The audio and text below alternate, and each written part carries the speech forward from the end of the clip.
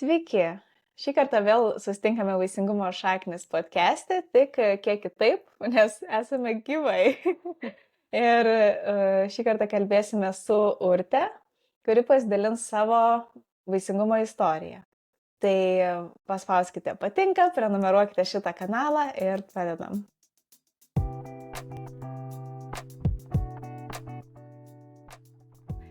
Tai sveika, Urte. Labas, Ieva. Labai džiaugiuosi, kad pavyko mums susitikti gyvai. Vis tiek gan ilgą laiką prabendravom per internetą, per grupės, per konsultaciją, visko buvo. Ir labai džiaugiuosi girdėdama laimingą istorijos pabaigą. Gal net ne pabaigą, dar gal tik tais vidurys, ką čia žinos. Nušokam į pabaigą, kad baigėsi laimingai. Pradėsim. Paspoilinam. Taip. Taigi, jeigu norite išgirsti, kaip ten viskas visgi, kas tas laimingumas, tai klausykite iki galo. Jo, kokia laimės kaina. O dabar tada pradėkim, Urte, nuo susipažinimo, tai gal tiesiog prisistatyk apie save, apie savo porą. Tai sveiki, mano vardas Urtė, kaip jau sakė Ieva.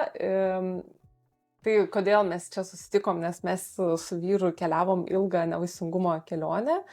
Jinai truko 2 metus, bet dabar jau turim sūnų, kuriam 3,5 mėnesio, tai dar labai čia švieži tėvai mes esam. Šiaip gyvenime aš dirbu odontologę, šiuo metu aš nedirbu, auginu sūnų, bet visą tą kelionę iš tikrųjų buvau kartu su vaisingumo šaknim, nes man atrodo, mano nevaisingumo pradžia ir vaisingumo šaknų pradžia labai buvo panašiu metu sutapo. Taip. Tai man labai siejasi viskas su tavim, Ieva, ir su tuo jūsų kuriamų turiniu, ir man labai padėjo tai, ko jūs dalinatės. Labai džiaugiuosi. Tai aš atsimenu, pačioj pradžioj savo pasižadėjau, kad kai jau turėsiu resursų vidinių, greičiausiai tada, kai jau bus ta laiminga pabaiga, tai aš irgi būtinai pasidalinsiu savo tą istoriją, nes man labai padėjo kitų moterų istorijos, tie pasidalinimai visi ir aš manau, jie labai reikalingi. Tai aš tikiuosi, kad ir ta mūsų istorija, mūsų šeimos istorija kažkam kitam padės. Tai dėl to labai norisi ją papasakoti, kad tiesiog būtų kuo daugiau tų pavyzdžių kitom porom. Taip, ir aš labai džiaugiuosi ir mes visa bendruomenė, aš manau, labai džiaugiamės, kad pasidalinsi savo istoriją, nes tikrai ne iš tavęs vienos irgi girdžiu, kad labai svarbu tos istorijos ir padeda jo suprasti, kad ne vieni esam tokie šitam kely, kad pavyzdžiui, kažką tokio, ką išgyveni, kaip persileidimą ir kartais atrodo labai vienišas dalykas, atrodo niekam kitam, taip man taip yra, bet tada išgirsti kitas istorijas ir kažkaip ypač dažniausiai jos pas mus yra tos, kurios jau pasibaigusios ir laimingai pasibaigusios. Taip. Tai irgi tas toks, tikrai skatinu, kas norit dalintis istorijom, kreiptis ir suteiksim tam platformą, galimybę, kad tikrai tai prisideda prie būtent to tokio judėjimo į priekį bendrai visuomenės supratime apie nevaisingumą, apie sunkumus pastoti ir ką tie žmonės išgyvena, kai eina kelionė, nes pasirodo, yra tikrai labai daug dar visuomenės tiesiog nesuprantančių šitos temos ir tai yra vienas iš tų dalykų, kas skatina stigmą ir tabu, o mes prieš tai kovojam, tai dėl to skatinam apie tai kalbėti ir labai džiaugiamės, kad pasiryžtat apie tai kalbėti, nes vis tiek tai yra asmeninė istorija, asmeninės tokios intymios temos, sakykim, ir nebūtinai visi nori dalintis ir kas nenori irgi yra visiškai suprantama, bet kas nori ir kaip, pavyzdžiui, Urtė, tai mes labai labai džiaugiamės ir aišku, dar smagiau yra, kai tai yra laiminga pabaiga vien dėl to, kad tai visgi baigėsi viskas laimingai, suteikia vilties. Taip. Aišku, čia tam pasidalinimą, kaip aš kur egoizmo yra, nes turbūt ir kažkokį sulauki supratimo ir jautiesi, kad, kaip čia pasakyti, kad tu tai blogai jauteisi ir kiti supranta, kad tu blogai jauteisi, tau irgi gal kažkaip palengvina tą kelią. Tai, bet aišku, čia visiškai kiekvieno žmogaus pasirinkimas, nes vieniem gal palengvina, kitiem kaip tik pasunkina tas viešumas, tai reikia labai tiesiog pasvert viską. Bet yra įdomus tas, sakykime, fenomenas, ar ne? Įdomus, neįdomus, čia gal iš tikrųjų labai suprantamas puikiai. kad einant tą kelionę ir ne tik, sakykime, čia bandant pastoti bendrai, kai yra kažkokios problemos, kai einam per kažkokias problemas, apie tai kalbėti nelabai noris. Ir tada, kai tik praeina ir viskas pasibaigia, tada gerai, aš jau galiu pakalbėti apie tai. Taip. Ir čia irgi taip pat, o tau, ar jum ten poroj nebuvo, ar buvo toks noras ir anksčiau apie tai pakalbėti, ar tada net nebuvo tokios minties? Ne, aš šiaip sunkiai apie tai kalbėdavau. Buvo aišku žmonės, kurie kartu ėjo su mumis tą kelią ir žinojo, bet man nebūdavo lengva. Aš nenorėdavau, gal aš tokiam truputį sienų apsistačius buvau, bet labiau net ne dėl savęs turbūt, o dėl to, kad aš kelis kartus mačiau, kaip žmonės reaguoja ir man tada reikėdavo dylinti ne tik su tuo, kaip aš dėl to jaučiuosi, bet kad kažkam yra sunku, nes nežino, kaip sureaguoti, nežino, ką man pasakyti ir, tiesiog man tai buvo per sunku ir aš labai aiškiai nubrėžiu ribą, kad, tai yra mano tiesiog, o jeigu kažkada norėsiu, tai taps visų, bet irgi man sėdėti turbūt su kažkokiais draugais ir taip apie tai pasakot nebūtų taip paprasta, kaip su tavim kalbant, kai, atrodo, kažkur už ekrano yra tie, kas žiūri ir klauso. Aha. Tai, bet čia, turbūt kažkokios yra asmeninės savybės tą lemia. Bet ir bendrai, aš galvoju, žinoma, yra lengviau gal ir bendrai, vien tik prieš kamerą sėdint ir kalbėt, nes tu vis tiek nematai tos auditorijos, nematai tų žmonių. Taip, kažkaip, tai tikrai daug kas išsako, kad, čia bendrai kalbant apie socialinį mediją ir panašiai, daug kas išsako, kad taip, man yra nesunku ten dalintis savo video, bet jeigu reikėtų kalbėti prieš auditoriją gyvai, kokie manęs klausosi, tai yra sunkesnis variantas. Tai tai vis tiek yra tas, scenos baimė. Džiaugiu, kad mums nereikia prieš klausytojų sėdėti, užtenka prieš kamerą. Tik tai. Tai mes galim dabar ramiai kalbėti, nereikia stresuoti. Taip. Iškirpsim, jeigu ką. Iškirpsim, jau ko nenorėsim, kad sužinotumėt ir nesužinosit. Gerai, tai tada einam prie tos istorijos, jau čia nuo tų juokų, rimtės. Surimtėm, jo. Rimtėm, nebūtinai, aišku, čia surimtėt, bet vis tiek ta tema yra tokia rimtesnė jau ir tikrai skaudi ir visokių tų išgyvenimų yra. Ir pradėkim nuo tos pradžios, sakykime, kai jūs jau pradėjot galvoti apie šeimos pagausėjimą, pradėjot planuoti tai, ar kažkaip ten ruoštis, tai gal ir papasako, kaip tai prasidėjo. Tai šiaip iš esmės, aš manau, kad žmonės biologiškai užprogramuoti turėtų vaikų. Čia net tai, kad aš manau, čia tu kaip genetika puikiai tą gali patvirtinti, kad tai yra tiesiog mumise. Evoliucija. Taip, tai aš irgi tokia buvau programuota, aš iš tikrųjų visą žinau, kad tikrai norėsiu vaikų. Ir mes, kai susitokėm, aš dar studijavau rezidentūrai, nes mano studijas ilgai truko, tai taip mes jau buvom pasišnekėję su vyru, kad į mano mokslų pabaigą planuotą nėštumą, kad, baigiu mokslus ir išeinu į motinystės atostogas. Tai mes taip ir dėliojomės tą gyvenimą, nes kažkaip mums taip, pagal tas visas dabartinės tendencijas, kaip čia pasakyti, taip ir susidėjo, kad mes susitokėm, nusipirkom namus ir tada, čia baiginėsite mokslą ir, galim planuoti šeimą.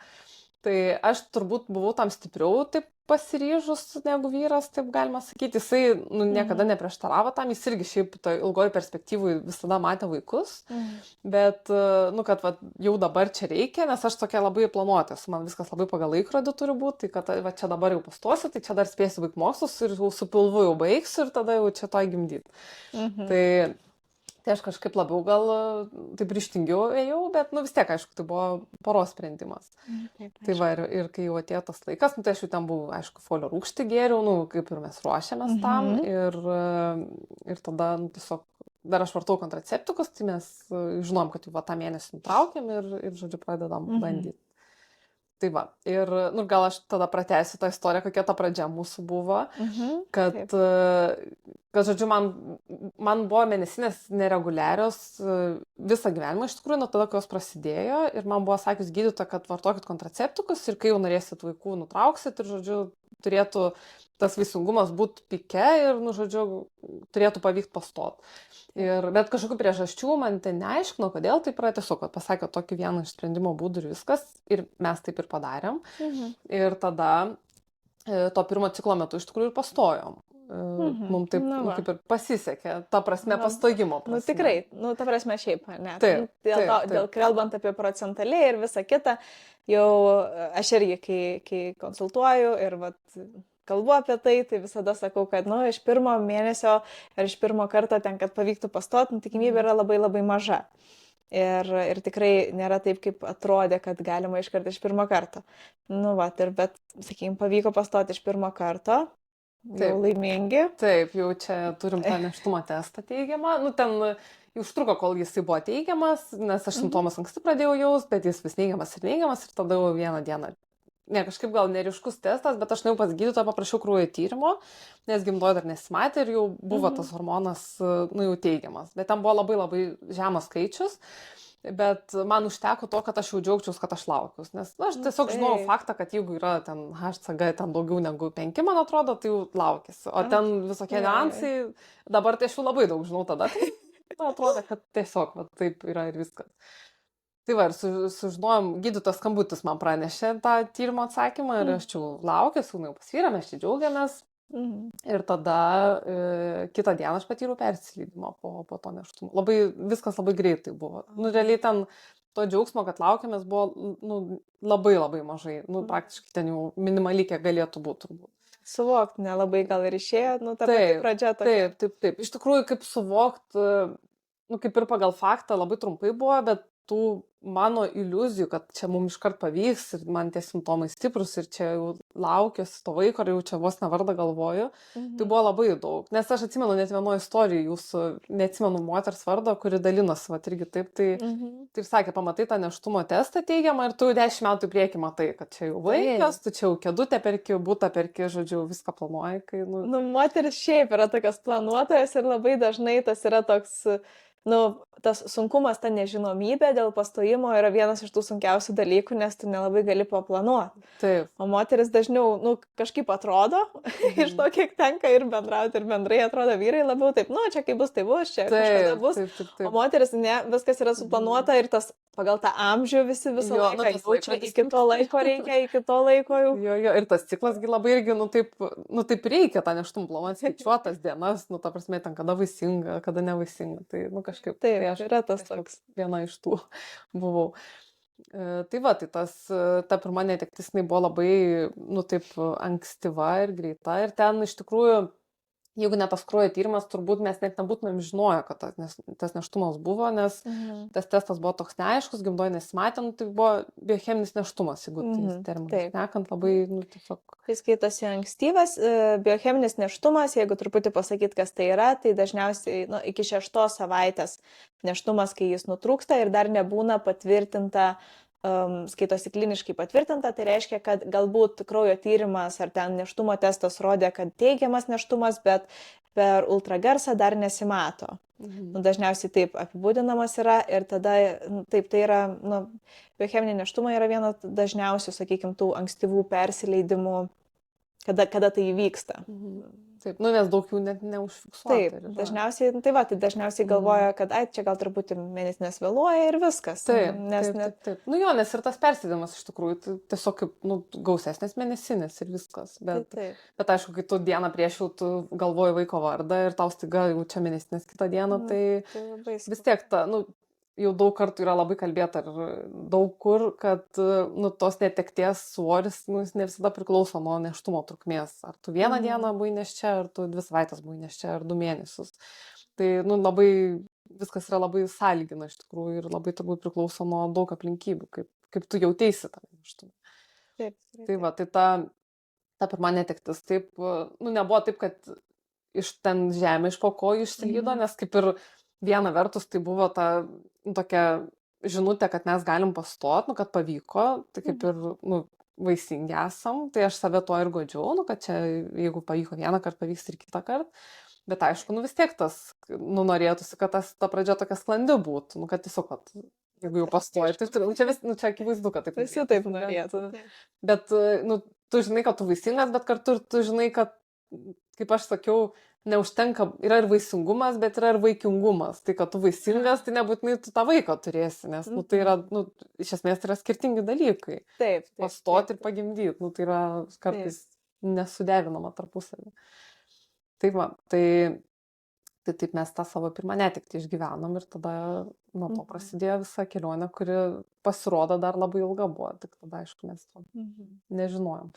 Tai tada išgyvenot, taip, tą pirmą netektį ir kaip tada elgėtės, ar kreipėtės į gydytojus, ką jums sakė, ar bandėt kažkokius papildomus dalykus pridėjot, kažkokius veiksmus, kad patys kažkaip kitaip į tai jau pradėjot žiūrėti, ar tiesiog, nes tu kaip ir minėjai, kad čia taip gerai džiaugiamės, kad pavyko pastot ir galbūt toliau tiesiog ir tęsėt, ar ne? Iš pradžių tai taip, kaip ir nebuvo labai priežasčių didelių sunerimt, nes vis tiek, aišku, kad viską ten pasigūglini, kad čia labai dažna, kad normalu ir kad tai nėra indikacijų kažką čia labai daryti. Ir, kaip ir gydytojai taip sakė, tada mes dar nebuvom kreipęs į vaisingumo kažkokius specialistus, tiesiog, kad ten, man atrodo, gal vieną ciklą pasakė palaukti ir tada jau galima, žodžiu, planuoti toliau.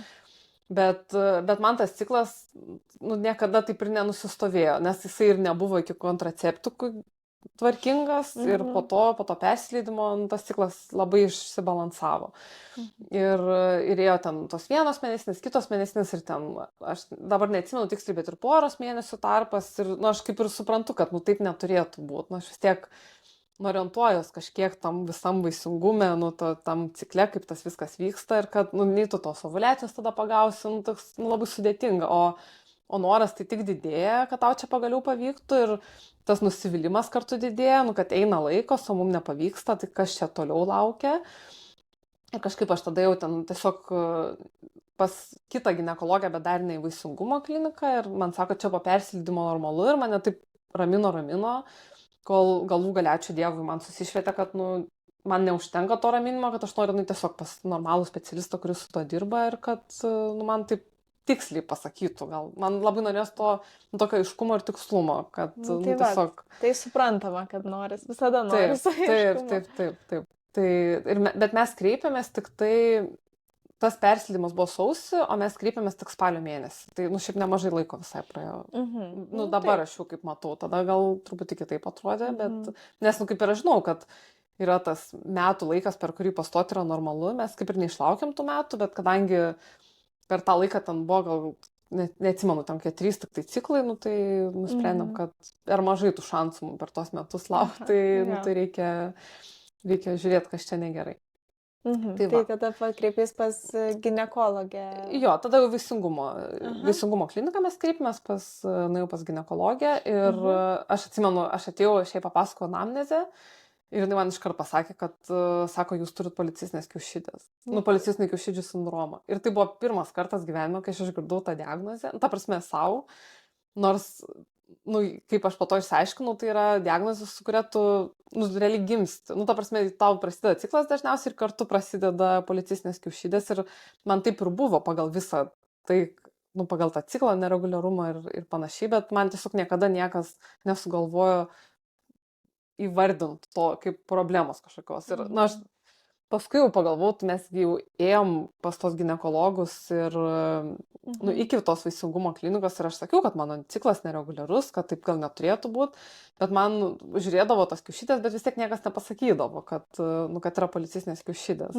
Gal kažkaip nenorėjo gąsdinti. Kas yra, kad su policistiniu kiaušidžių sindromu ir policistiniam kiaušidėm, tai kartais būna tiesiog kiaušidės, kad jos turi daugiau tų folikuliukų, kaip tos policistinės, kaip vadinamos. Ir tiesiog nieko kitų jokių simptomų nėra, tai tada nesiskaito, kad yra sindromas ir tai yra normaliai kažkokia tai variacija ir gal čia taip nenori gąsdinti ar dar kažką ir nesako, aš nežinau, irgi to nelabai suprantu, aš suprantu, gal jeigu, ten nepilnametė ateina, kad jai nepasako, šiaip manau, kad tikrai vis tiek turėtų pasakyti, kaip kas yra ir kad čia tokia ir tokia galima ten ateityje, sakykime, kai norėsit susilaukti vaikų, kad čia ką daryti ir panašiai, kad nepalikt nežinioj.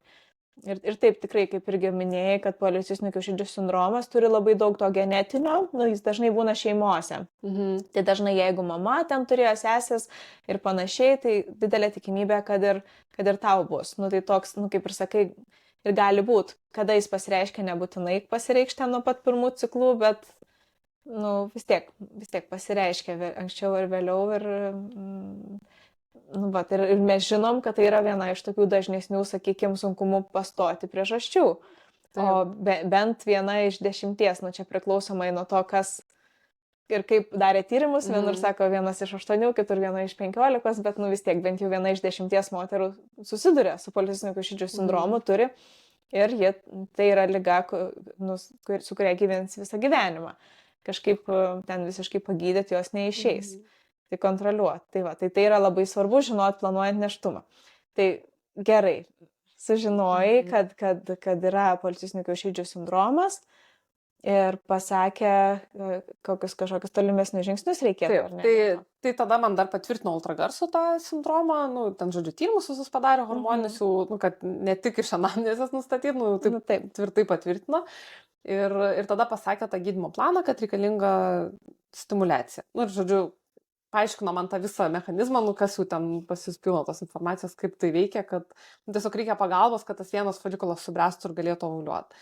Bet iš tikrųjų, tai tada, kai aš išgirdau tą diagnozę ir sužinau tą veiksmų planą, tai kaip gydytoja, atsimenu, kai su manim kalbėjo, tai taip, mane tarsi kartu įramino, kad, kad čia, aš maždaug, kad jūs neišsigąskit, kad čia tai būna, kad čia, tikrai nėra kažkoks, kelio pabaiga, kad tas vaisingumas atstatomas yra ir panašiai, bet man kaip tik sutikė tai ramybė, kad mes žinom priežastį, kad jinai yra ir kad mes ją galim spręsti, nes turbūt daug blogiau yra, kai tu ateini ir to viskas gerai ir vis tiek tu negali susilaukti. Taip, o čia tu sužinai, kad, tai dėl to, tai mes išspręsim šitą ir turėtų pavykti. Tai kažkaip, taip, mane tas nuramino. Tai va, bet aišku, ten reikėjo dar praeiti tam tikrus tyrimus etapus, bet kažkaip man taip atrodė, kadangi mes jau buvom pastoję, tai, čia viskas bus gerai. Tiesiog formalumas. Mes turim ten spermogramą reikėjo vyrui pasidaryti, man reikėjo kiaušintakių pratekamumą ir galėsim pradėti. Ir atrodė, kad čia tik tai formalumai, bet irgi pasirodo, kad ne, nes tada pasidarėm, tai mano jau ten hormonai buvo padaryti ir pasidarėm spermogramą ir atsimenu, e-mailo atėjo atsakymas vyrui ir, aš taip kažkaip galvoju, ateis, pasižiūrėsim ten, kokie tie skaičiai, bet tiesiog kad žinot ir viskas. Ja. Ir atėjo ta spermograma ir ten diagnozė oligospermija parašyta buvo. Ne normospermija, o oligospermija. Taip, oligospermija reiškia, kad yra mažesnis kiekis spermatozoidų, negu turėtų būti. Jo, ir taip, ir atsimenu, ten šiaip tie skaičiai, ten labai mažai, mažai skiriasi nuo normos. Bet vis tiek atrodo, jau čia vienas dalykas negerai, gerai, dar šitas dalykas negerai, bet, laukiam, ką pasakys gydytojai. Ir ten po to, kaip, kai jau buvo tos konsultacijos papildomas, tai, kaip ir kažkokių labai didelių veiksmų nereikėjo imtis dėl to. Ten tą gyvenimo būdą pačekino mūsų iš naujo, vyro tiksliau gal, ar ten nerūkom, negeriam ir panašiai. Taip. Jo, kad, kaip ir jau ir dabar tas yra, kad, nėra ko mest, žodžiu, tų žalingų įpročių. Ir gydytoja rekomendavo tiesiog daryti inseminaciją, nes sako, kaip ir tas skaičius, jisai gal pakankamas pastojimui, bet nebereikalo to norma yra nustatyta ir kad inseminacija tiesiog, pagerina šansus. Tai, kad, žodžiu, jeigu jau darom kažkokius papildomus veiksmus, tai darom, žodžiu, maksimizuojam tos šansus, taip. Tai va, tai mes tada tą ir pasirinkom, bet dar iki tol nepasakiau, kad dar buvo kiaušintakių pratekamumo tyrimas man, tai aš irgi jau taip gan ramiai, kad čia viskas gerai bus. Ir atsimenu, per vieną kiaušintakį labai greit prabėgo ten tos putos ultragarsė matėsi, o kito ten ieškojo ir taip ir nerado to kito kiaušintakio. Ir, tiesiog, kad vieno kiaušintakio nepratekamumas buvo diagnozuotas. Tai kaip ir nėra tragedija, bet tai šansus turbūt statistiškai, nestatistiškai, kaip čia tikimybiškai per pusę sumažina. Tai va, jo. Viena kiaušinė nepasiekiama tarsi. Tai va, tai irgi atsimenu, tada gydytojas sako, tai va, čia jums atrodo viskas gerai, bet ir ta spermograma, kaip nuvylė, ir čia tas kiaušintakis nuvylė vienas, bet sako vis tiek, žodžiu, bandom ir, tikrai pasitarėm su gydytoju, kad neinam ten kažkokiais labai radikaliais keliais, kad iš karto ten kažkokia IVF, bet, pabandom dar iš pradžių tos paprastesnius. Tik aišku, tada stimulacija buvo taip suplanuota, kad jeigu ovuliuoja ta geroji pusė, tai darom inseminaciją, kur kiaušintakis pratekamas, o jeigu ta kita pusė, kur nepratekamas, tai tada darom pertrauką ir laukiam, kol ovuliuos ta geroji pusė. Tai va. Bet tai čia vis tiek, nu taip, pagalvojus, nu daug yra to spaudimo ir daug tokių naujienų, kurios nu, nelabai džiugina, ar ne? Tai iš pradžių galvojat, viskas gerai, tiesiog ten nueisim, nu, gal truputį daugiau laiko reikėjo, ar ne, ir pastosim, nes čia jau buvom pastoję. Ir tada policistinis kiaušidžių sindromas, tada nepratekamumas, oligospermija. Ir kaip nu, tas visas emocinis pojūčiai, tai emociniai, kai buvo toj kelionėje, nu, bendrai poroje ar tavo asmeniškai. Kaip tai sureagavo iš tos pusės? Tai šiaip nu, mes tokie labai racionalų žmonės su vyru, tai tie, nu ir aš šiaip kaip pati medikė esu, tai tos diagnozės gal, nu jos gąsdino, bet jos nebuvo kažkokios labai, nu kaip čia pasakyti, nebuvo neiškumo didelio, nu kaip ir atrodo, aš taip iš karto racionalizuoju, kad jeigu yra problema, tai yra kažkoks sprendimas. Tai nu, kiekviena iš tų problemų, nu kaip ir iš karto buvo pasakytas sprendimas, bet aišku, nu vis tiek tu supranti, kad nu, tau jau nu, reikės dar kažko papildoma, ten ir tų vizitų daugiau, ir tų intervencijų daugiau, ir ten vaistų daugiau, ten ir injekcijos visokios, nu kad, nu tiesiog, kad tas visas procesas, jisai bus, nu, su kiekviena ta diagnozė vis daugiau įsikišimo tarsi reikės. Bet atrodė, aš taip jaučiausi visada, nu aišku, reiktų sakyti, kad mes jautėmės, bet vis tiek tai yra daug labiau apie moterį tas nevaisingumas, nu, kad ir kaip tu nori dėlioti, nu vis tiek tai yra moters kūne vykstantis procesai. Tai aš tiesiog jaučiausi labai patikimuose rankose, aš tiesiog labai pasitikėjau savo gydytoją ir iki šiol aš labai dėkinga jai ir nu, tiesiog atrodė, kad mes pagaliau patekom ten, kur mes jaučiamės taip tvirtai ir nu, kad ir ką mums sako, mes tikim ir priimam tos sprendimus taip nu, kartu atsakingai ir nu, iš tos racionalios pusės tai viskas kaip ir buvo gerai. Bet aišku, ta emocinė pusė, tai jinai nu, taip nepavadovaus jai, taip paprastai neužtenka tų paaiškinimų ir sprendimų. Tai va. tai čia, aišku, ta sunkioji dalis buvo, bet taip susiklostė, kad aš nuo pat pradžios ėjau į psichoterapiją. Kaip ir aš pradėjau ne dėl to, bet taip sutapo, kad aš tuo metu ėjau į tą terapiją, tai aišku, kad tai labai stipriai palengvino ir padėjo visam tam procese, bet dabar jau, kai jau tas kelias nueitas ir yra ta laiminga pabaiga, tai labai tie blogi dalykai užsimiršta iš tikrųjų ir apie juos net sunku kapstyti, kaip ten buvo, bet šiaip blogiausia tai dar buvo tik tai ateityje, tos juodžiausios emocinės duobės, kur dabar prisimeni, tada tai dar vis tiek palyginus, kas laukia vėliau, tai dar kaip ir nebuvo taip sunku, bet ta nežinomybė, nu, jinai tikrai labai nevilti varė, nes aš atsimenu, tada terapeutai sakiau, kad jeigu man kas nors pasakytų, kad aš po 2 metų pagimdysiu, tai aš tiesiog gyvenu tos 2 metus savo gyvenimą ir tada ateis laikas ir, nu, ten pastosiu, pagimdysiu ir viskas, bet va tas, kad tu gali kitą ciklą pastot, o tu gali po 2 metų tik pastot ir pagimdyti ir kas bus čia per tos 2 metus, tai, nu, labai tokį netvirtumą duoda, nes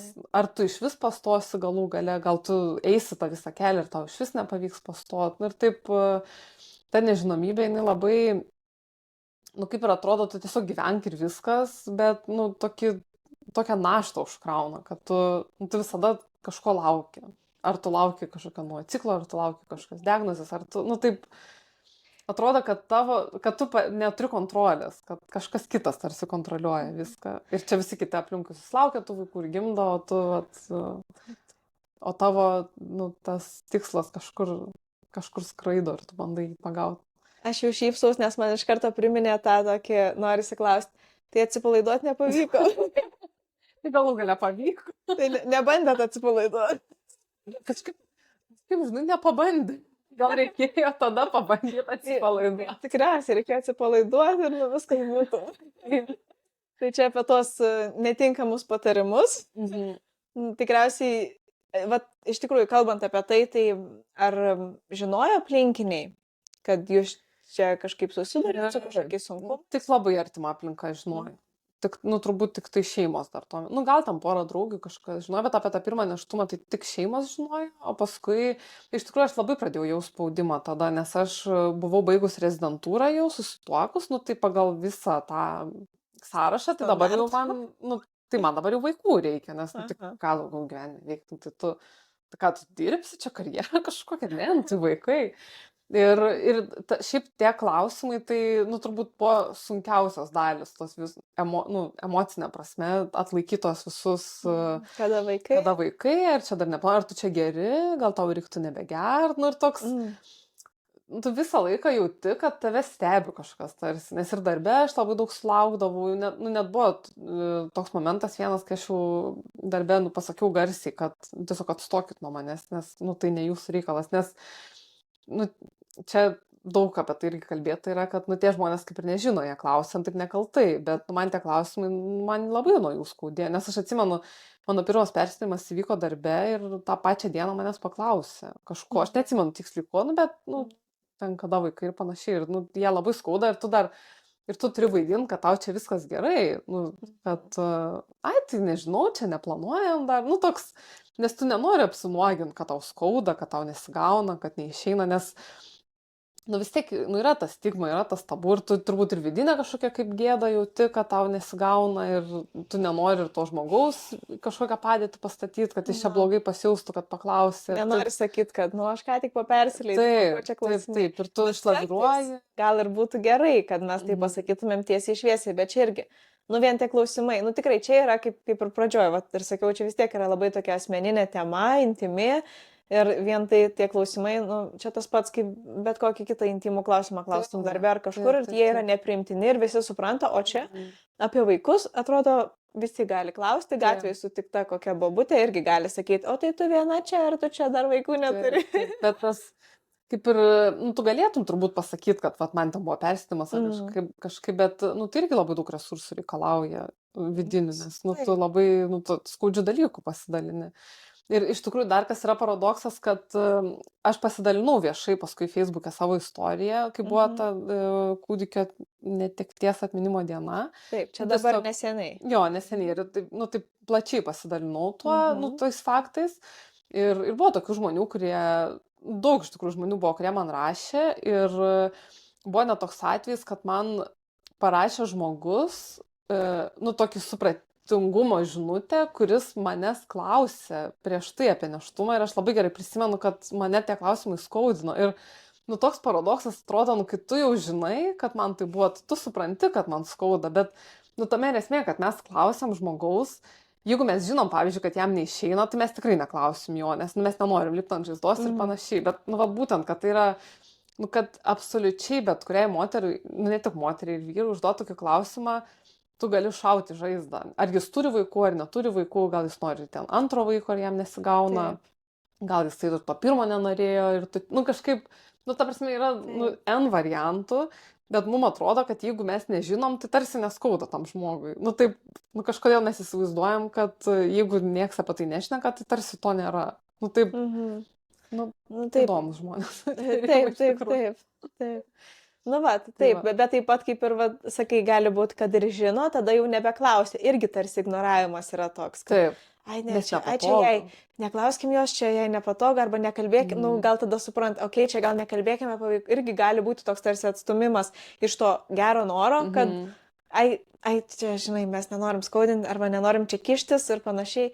Yra labai sunku, kur tą ribą nubrėžti ir kaip iš tikrųjų pasielgti. Tai čia kiekvienam asmeniškai irgi, kaip norisi. Ir iš tikrųjų, aš, pavyzdžiui, patyrus tos persileidimus, esu, dažniau būnu toj pusėje, kai su manim žmonės nežino, kaip elgtis, bet aš būnu ir toj pusėje, kai aš nežinau, kaip elgtis, nes, vis tiek mes labai mažai išmokyti esam sureaguoti tai, nes man iki šiol yra, pavyzdžiui, kaip man praneša žmogus apie nėštumą, man iki šiol yra sunku tą faktą priimti, nes aš labai ilgai buvau pavydė dėl to, aš labai pavydėdavau moteriam, kai, tu čia pastoji, o aš negaliu ir, aš irgi nežinau tų moterų istorijų, bet, galų gale vis tiek, tau pavyko, man dar nepavyko.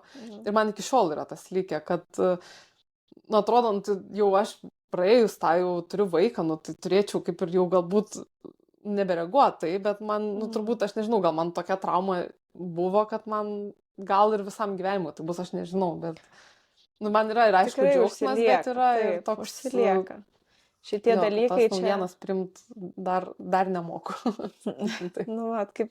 Kaip skaudu, iš tikrųjų, kaip sunku tai gal ir suvokti ir tiem, kam pavyksta iš pirmo karto, nes po to ir, kartais ir tie komentarai tokie būna, kad nu kas čia jau per sunkumas, kas čia jau per Mm. dalykas, taigi ten mūsų laikais, tai čia visiems lengva būdavo, niekada, nu visada būdavo tų porų, kuriam būdavo sunkiau Taip, ir jūs ir ilgiau daugiau. užtrukdavo ir ten visa kita, bet nu tada gal niekas taip nekreipdavo per daug to dėmesio, nes tas nevaisingumas irgi, skim, nebūdavo gal apie tai daug kalbama ir net niekas nežinojo, kad egzistuoja, ai čia kažkas čia ir Taip, arba taip. ant moters, aišku, visa kaltė, nu va, čia ji kažkokia Per daug dirba. kitokia, per daug dirba, ar ten nesuderinami yra irgi, nu dabar neseniai girdėjau tokią istoriją, kur, nu, moteriai įvyko irgi persileidimas ir nuėjo pas gydytoją čia dar senesniais laikais ir jai sako, čia dėl to, nes, nu, jūsų vyrai esat nesuderinami. Mhm. Ir jis sako, aš paskui 10 metų bijojau iš viso bandyti pastot, nes, nu, reiškia, visą laiką tai bus, jeigu mes jau esam nesuderinami. Tai Jo, ką gal dabar ir daryti? vaikas tada bus kažkoks ten Nu, negeras, jeigu nesiderinam.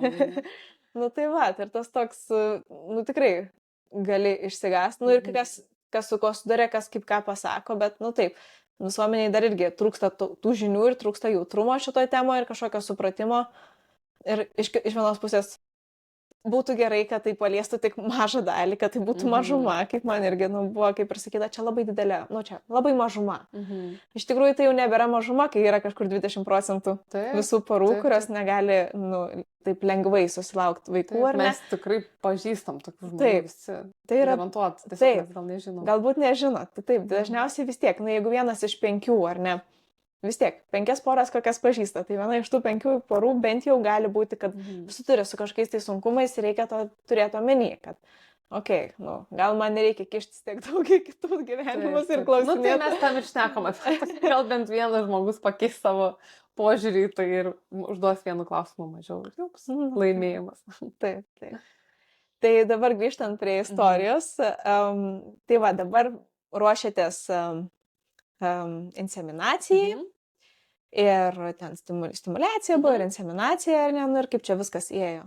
Jo, tai buvo pirma stimuliacija, tada atsimenu, nuvažiavau į kliniką, kad užaugo folikulas ir man atrodė labai didelis laimėjimas, toks, nu, pagaliau kažkas jau apčiuopiama, nes čia buvo tyrimai ir, nu, vat, jau turime tą folikulą pasiruošus ovuliuoti, aš supratau, kad tai nėra vaikas dar ir neneštumas, bet bent jau atsirado šansas kažkoks. Nu, mes grįžom į tą vaisingą būklę, ar kaip čia įvardinam.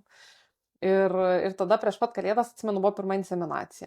Tai, nu, tai ta procedūra tokia nei ten kažkokia skausminga, nei labai sudėtinga.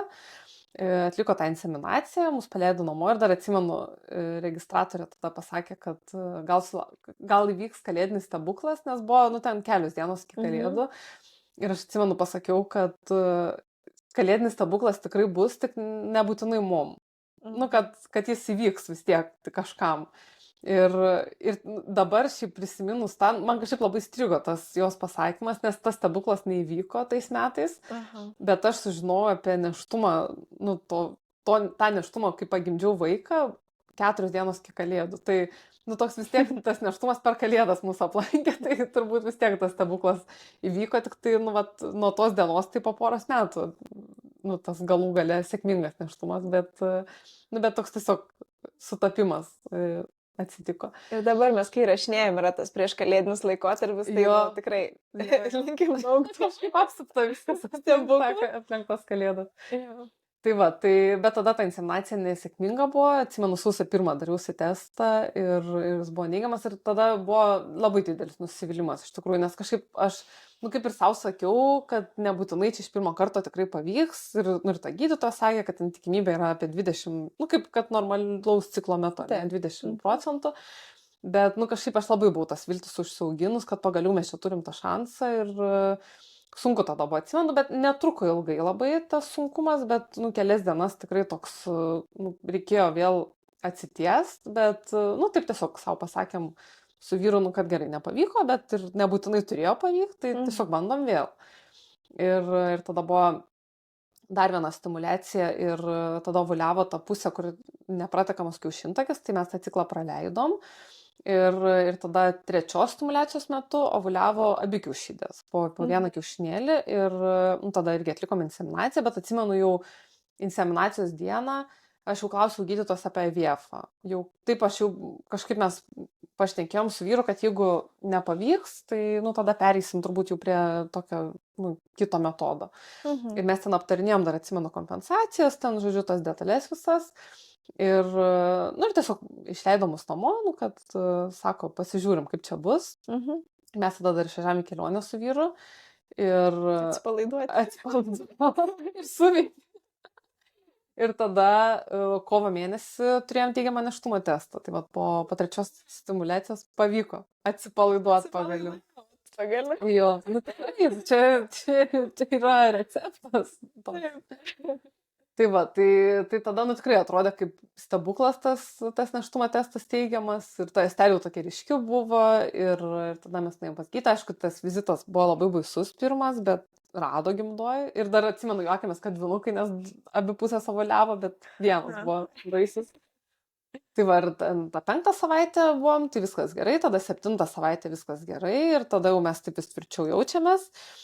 Ir 10 savaitę ėjom ir aš taip atsimenu, dar važiavimo pagalvojau, nu, kad ten mane ir pykino, nu, jautės tie simptomai ir galvoju, bet va, būna moterim kenčia tos simptomus ir, nu, baigės persileidimu, nu, kaip blogai, nu, kad tu vis tiek, nu, tu praeini tą sunkų etapą ir galų galėtų neturi to vaiko.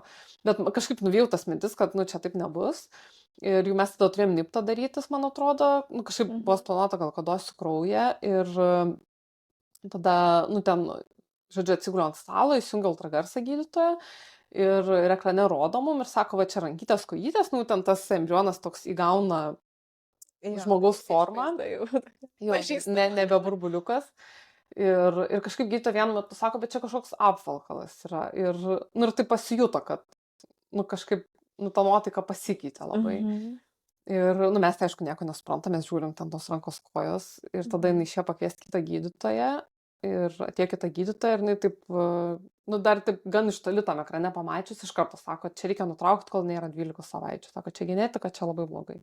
Nu, ir taip labai aiškiai pasakė, kad, nu, kad viskas realiai. Nes taip, mūsų gydytoja dar taip kažkaip švelniau iš pradžių, nes jinai turbūt pati nebuvo tikra, bet jau kai jau, nu, ta antra nuomonė atėjo, tai, nu, jos abi kaip ir sutartinai pasakė, kad kažkas yra blogai. Nors vaisius buvo gyvybingas dar.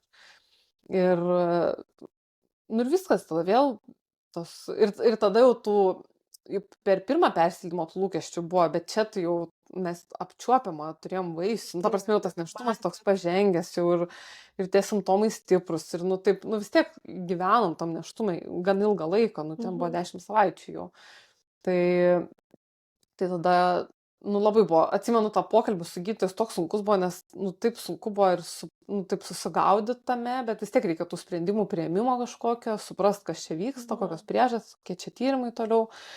Ir mus nusidė pas genetikę ir, nu, sako, reikia pasižiūrėti, kas yra, bet, nu, ten išvardino variantus, kad ten gali būti, kad reikės imti ten vaisiaus vandenis ištirti, nu, ten kažkokie ten keli tie variantai, bet, nu, kadangi mums neprireikė, tai aš net nebeprisimenu, kaip. Ai, čia nėštumo metu.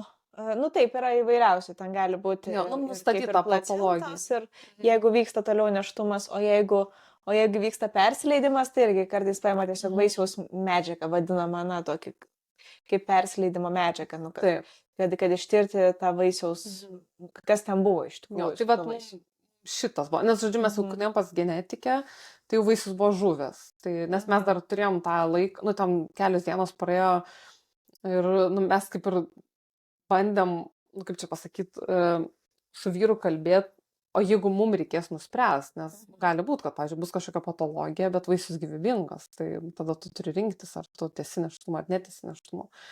Ir, nu, tos dienos buvo siaubingos. Tada kaip tik buvo mamos diena tą savaitgalį. Ai, kaip skausmingai. Jo, aš atsimenu, mes tada su vyru išsiskyrėm, pas savo mamas išvažiavom ir tas išsiskyrimas toks skaudus buvo, nes atrodo, nieks manęs nesupranta, tik tai, nu, tik vat mes abu čia tame esam ir man net buvo toks jausmas, kad atrodo, aš net nenoriu sakyti niekam, nes jau tada žinojo visi šeimos nariai apie tą nėštumą, nes, nu, kaip jie jausis blogai, nu, kad, nu, jie irgi džiaugiasi ir laukia to nėštumo ir paskui aš savo sakau, bet tai, nu, niekas nesijaus taip blogai kaip aš, ir toks, nu, labai sudėtinga, nes kaip ir atrodo, iš kitus tą atsakomybę neši ir už save ir tu nenori dabar vėl apkraučia kitiems savo tų bėdų, bet nu, tu neturi išeities, nes tu negali nesakyti tokio dalyko, kai žmonės žino apie nėštumą.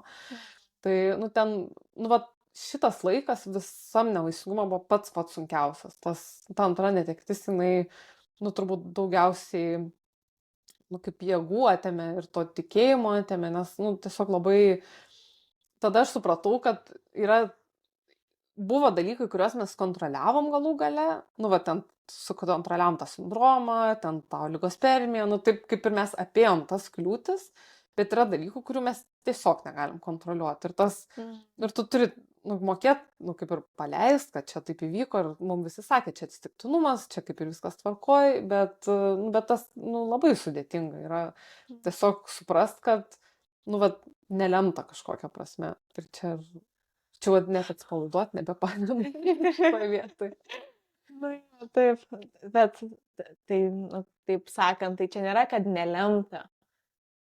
Nu taip, aš kiti tą sakau žodį, taip, bet nu, tiesiog, nu, va, šitas nėštumas jis turėjo baigtis taip. Ir tas užprogramuota gi buvo nuo pradžių, nes pabaigsiu sakyti, kad, žodžiu, galų galę tas vaisius žuvo ir man darė tada gimdos abraziją ir taip vadinasi, nu, išvalymą, nes jau buvo per didelis nėštumas natūraliam persileidimui. Nu, kaip ir aš kaip ir galėjau rinktis, bet man, nu, taip labai patarė stipriai, kad nedaryti medikamentinio persileidimo ir savaiminio, o daryti tą chirurginį, nes tai tiesiog, nu, visom prasmėm paprasčiau.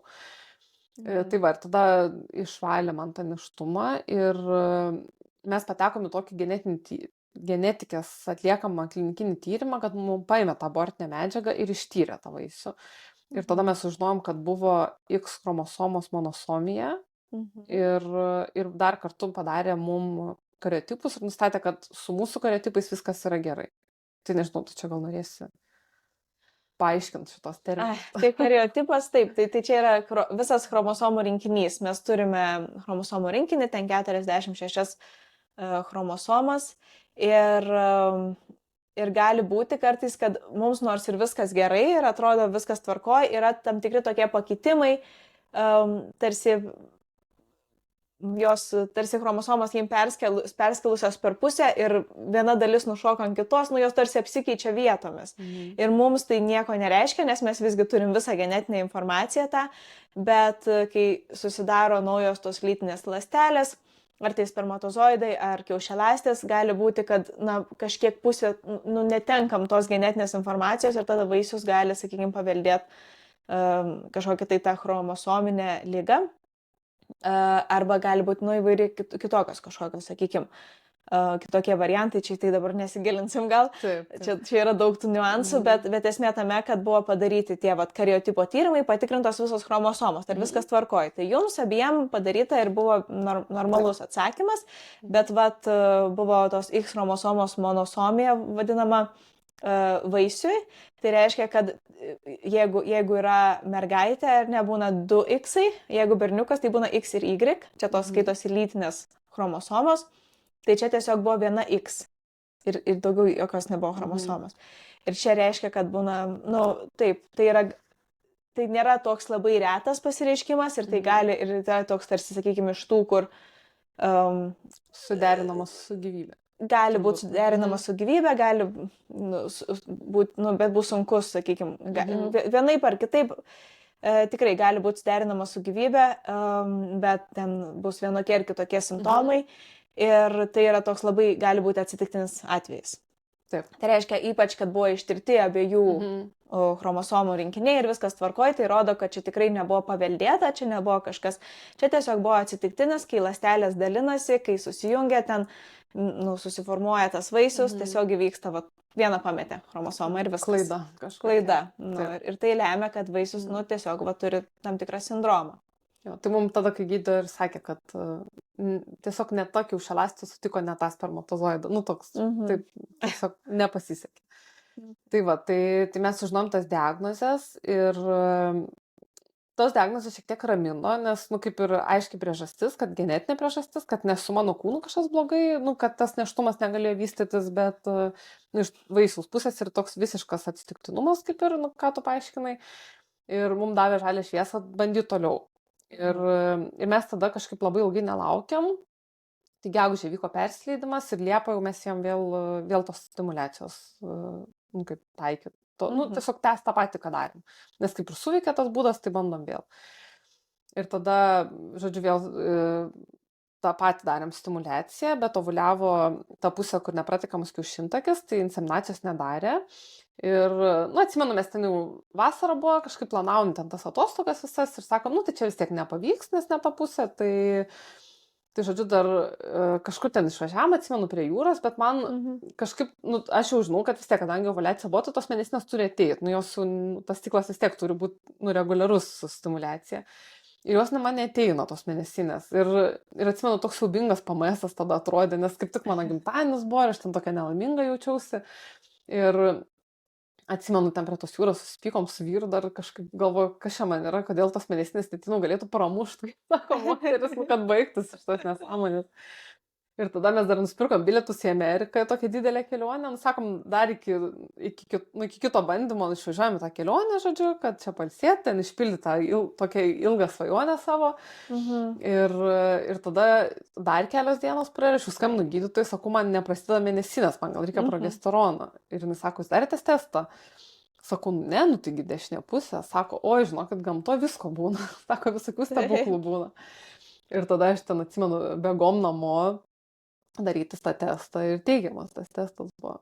Ir toks, tada buvo labai didelis stebuklo jausmas. Atsimenu, tada negalėjau. Tiesiog aš laikau tą testą, kaip tai gali būti, man ašaros viena, nes aš tada labai laiminga jaučiausi, taip džiaugiausi, neišgąsdino manęs tas nėštumas, bet tiesiog labai taip nustebino stipriai. Ir atsimenu, buvo praėjęs gimtadienis ir aš turiu dvynę sesę, aš jai paskambinau, sakau, aš tau įteiksiu dovaną po 9 mėnesių. Tai, ten pasiekėm, žodžiu, kad čia jau, kažkaip irgi skubotai pradėjom džiaugtis, kad čia turim tą nėštumą, nes atrodė, čia jau vieną kartą nepasisekė, tai jau čia antrą kartą jau taip nebegali būti. Jeigu yra tas nėštumas, tai jau, čia tikrai jau viskas. Taip, tas tikrai labai toks netikras, bet tuo metu buvo tikras, iš tikrųjų, kad bus gerai. Ir tada nuėjom pas gydytoją ir patvirtino, kad yra tas nėštumas, bet jisai atsiliko kažkiek pagal ciklo dienas, nes ovuliacija tai vis tiek, kadangi po stimulacijos tai reikia ten susileisti vaistus, kad ta ovuliacija vyktų, tai labai tiksliai žinai ovuliacijos dieną. Ir aš ir skausmą jausdavau, tai aš taip labai tiksliai žinojau. O nėštumas jisai nesutapo, bet gydytojas sako, čia taip būna kartais. Taip, viską būna. Jo, gal vėliau implantavos ten, žodžiu, taip, man taip neramu iš pradžių buvo, bet jeigu gydytoja tai pasakė, tai, reiškia viskas gerai. Bet aišku, tos ultragarso vaizdas, jis labai statinis yra, tu matai, šiandien kokio dydžio tas nėštumas, bet tu nežinai, ar jis vakar buvo mažesnis ir ar rytoj bus didesnis. Ir tada mes buvom nusipirkę tos bilietus į Ameriką, tai nusprendėm vis tiek važiuojam, ką jau padarysi. Ir taip susiplanavom, kad nueinam pasitikrint pas gydytoją, stebėto nėštumą ir kitą dieną mums skrydis. Pasižiūrim tiesiog, ar viskas gerai ir ten jau turėjo būti 9 savaitės nėštumo. Ir, žodžiu, skrendam ir kaip jau aš jausios, taip jausios, žodžiu, kažkaip atbūsim tą kelionę. Ir laukiam to vizito ir kažkaip, buvo to nerimo, bet, taip, nebuvo tokios siaubingos baimės prieš jį, nes ten ir tie kelionės rūpesčiai kartu susidėjo. Ir atėjome, atsėdau į tą kėdę, atsimenu, ir atsiranda vaizdas ekrane ir aš matau, kad tas embrionas yra lygiai tokio paties dydžio, koks jis buvo, nors praėjo ten 2 ar 3 savaitės. Ir aš tiesiog pamačiau tą vaizdą, aš iškart supratau, kad jis nesivysto, nes, taip kaip ir atrodo, gal dar reiktų, kad gydytoja pasakytų, bet jau vis tiek, kai esi tam nevaisingume, tai tu labai daug pradedi žinoti dalykų. Ir toks kartais gal biškiau per daug, jau gal hiper tokią diagnostiką gali užsimti, bet tiesiog matai, kad nesivysto jisai. Ir aišku, gydytoja tą patį ir pasakė, kad, sako, dėja vėl nesivysto. Ir sako, tai dabar laukit persileidimo, turėtų čia vykti per kelias savaitės, nes tas nėštumas ten jisai ir sustoja apie 6 savaitę vystytis. Ir aš sakau, bet mes skrendam rytoj. Sako, tai nelabai gerai, nes ilgas skrydis, ne 2 valandų, kad tu galėtum, nes lėktuve pavojinga, kad prasidėtų tas persileidimas. Tai tada ten ekstra tvarka buvo, ten iškviestas anesteziologas, žodžiu, man tam kažkaip mus paleido namo keliom valandom, pasidavo mane ir išvalė gimdą, žodžiu, išsiurbė, kad, tiesiog, kad galėtume mes ramiai išvažiuoti. Bet atsimenu tada, kai kai jau supratom, kad šitas nėštumas baigtas, tai nuėjom šnekėti su gydytoja. Ir aš atsimenu, rengiausi ir galvoju, tu tik neverk dabar. Ir šnekėjom su gydytoja ir man jau visos mintis sukosi, kad viskas, kad baigėsi šitą kelionę, kad aš tiesiog nebeturiu nei jėgų, nei resursų dar toliau kažką bandyti. Jau reikia priimti tiesiog tą faktą, kad mes negalim vaikų taip susilaukti, yra ten įsivaikinimas. Ir aš jau pradėjau galvoti, kad aš čia pasigūglinsiu, kaip čia įsivaikinti. Ir aš važiuodama namo jau googlinau, ką reikia daryti, kokie žingsniai pirmi, nes aš žinau, kad ten užtrunka tas procesas, bet man atrodė, kad jau viskas. Nes tiesiog jau ir kad toks jau priimk iš kažkokios visatos tą faktą, kad čia tau, tiesiog jeigu tiek kartų, tai, kad gal jau reiktų sustoti ir apskritai, tų resursų vidinių jau labai daug reikia. Vėl pasiryžti ir vėl nusivilti ir vėl bandyti.